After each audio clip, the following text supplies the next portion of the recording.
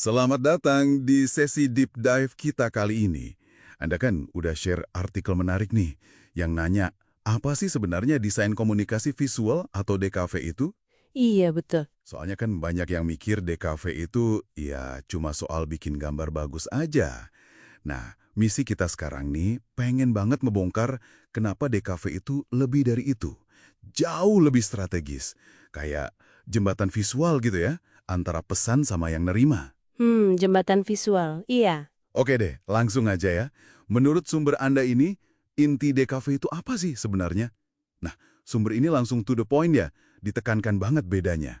DKV itu bukan cuma soal bagus-bagusan tampilan, tapi fokus utamanya itu justru pemecahan masalah komunikasi. Pemecahan masalah komunikasi contohnya gimana tuh? Artikelnya kasih contoh yang gampang dipahami sih. Misalnya gimana caranya bikin rambu-rambu di rumah sakit itu intuitif gitu, gampang dimengerti semua orang. Atau gimana caranya sebuah brand ngenalin produk baru biar pesannya nyampe ke publik. Oh, jadi bukan cuma indah ya tujuannya, tapi harus berfungsi juga. Harus ngelesain masalah komunikasi tertentu. Tepat, estetika itu jadi alatnya, bukan tujuan akhirnya. Menarik, menarik. Terus gimana artikel ini ngejelasin cara DKV nyampein tujuan fungsional itu? Ada senjata khususnya gitu nggak sih? Ada dong. Salah satu yang paling kuat ya, dan sumber ini juga nyorot, itu adalah penggunaan psikologi visual. Psikologi visual. Wah, ini nih yang seru. Gimana tuh maksudnya? Ini bukan asal pilih loh. Contohnya jelas banget di artikel itu. Kayak bank, sering banget kan pakai warna biru? Nah, itu bukan karena iseng, tapi secara psikologis biru itu ngasih kesan apa ya? Percaya, stabil gitu. Oh iya benar juga. Atau restoran cepat saji deh sering pakai merah kan? Itu buat ngebangkitin selera makan sama rasa buru-buru gitu. Jadi intinya DKV itu secara sadar mainin persepsi visual Anda buat mencapai tujuan tertentu. Itu dia, jadi ada lapisan strategis psikologis ya di balik warna, bentuk, segala macamnya. Berarti seorang yang desainer DKV itu nggak bisa asal comot aja ya. Pertimbangan strategisnya apa aja tuh kata sumber ini? Betul banget. Sumber Anda ngejelasin kalau praktisi DKV itu kudu mikir kayak detektif komunikasi. Siapa sih targetnya? Terus pesan utamanya apa? Medianya paling pas di mana?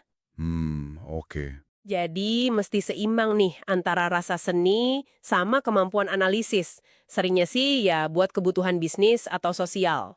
Oke, jadi emang perpaduan seni dan strategi ya. Dan ini cakupannya luas banget kayaknya.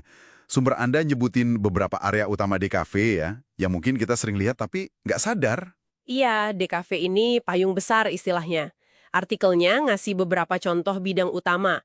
Ada branding, nah ini fokusnya ke identitas visual merek, kayak logo, warna khasnya apa, jenis hurufnya gimana. Itu yang bikin kita ngenalin merek ya. Persis. Terus ada periklanan, ini bikin materi promosi visual. Bisa poster, iklan di medsos, macam-macam. Nah, yang penting banget sekarang ini, desain interaktif atau UI UX. UI UX. Ini yang bikin kita nyaman atau malah kesel pakai aplikasi kan? Nah, itu dia. UI itu tampilannya, UX itu pengalaman pakainya. Terus ada lagi multimedia sama motion graphic, bikin yang gerak-gerak gitu, kayak video penjelasan. Animasi gitu ya. Iya. Terus ada desain publikasi, ini ngatur tata letak majalah, buku. Ada juga ilustrasi, gambar-gambar buat buku, infografis. Sama terakhir, desain lingkungan, kayak bikin petunjuk arah di mall atau bandara gitu, wayfinding namanya. Luar biasa ya. Benar-benar ada di mana-mana berarti. Dari bungkus permen sampai petunjuk keluar tol. Artikel ini juga nyinggung proses kerjanya kan ya? Iya, apa nih dari prosesnya yang paling nunjukin sisi strategisnya? Yang bikin beda sama sekedar bikin gambar. Nah, proses kerjanya ini nih yang benar-benar nunjukin kalau ini bukan asal jadi. Mulai dari brief sama riset dulu. Jadi pahami dulu masalah kliennya apa, tujuannya, targetnya siapa, kompetitornya gimana. Oke, fondasinya dulu ya. Betul. Udah gitu baru masuk ke ideasi dan konsep. Di sini mulai brainstorming, bikin mood board, itu kayak kolase gambar buat nentuin nuansa desainnya, terus bikin beberapa pilihan konsep. Jadi nggak langsung buka laptop terus desain ya. Riset dulu, konsep dulu. Iya dong, kalau konsep udah oke baru bikin sketsa atau prototyping. Bisa gambar kasar, bisa juga wireframe kalau buat web atau aplikasi. Nah, habis itu baru eksekusi desain pakai software. Belum selesai ya. Belum, masih ada revisi sama umpan balik dari klien atau tim. Baru deh terakhir masuk produksi atau implementasi hasil jadinya. Wah, runtut banget ya prosesnya. Terstruktur. Jelas sih ini bukan kerjaan sambil lalu.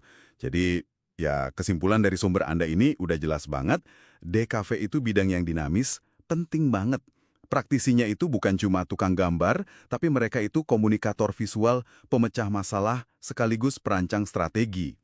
Anda itu dikelilingi hasil karya DKV tiap hari loh. Betul banget. Dari aplikasi yang Anda buka pagi ini, kemasan produk yang Anda pegang, sampai tata letak berita online yang Anda baca, semuanya ada sentuhan DKV-nya. Nah, setelah kita bongkar semua ini, artinya apa nih buat Anda sebagai konsumen visual sehari-hari? Hmm,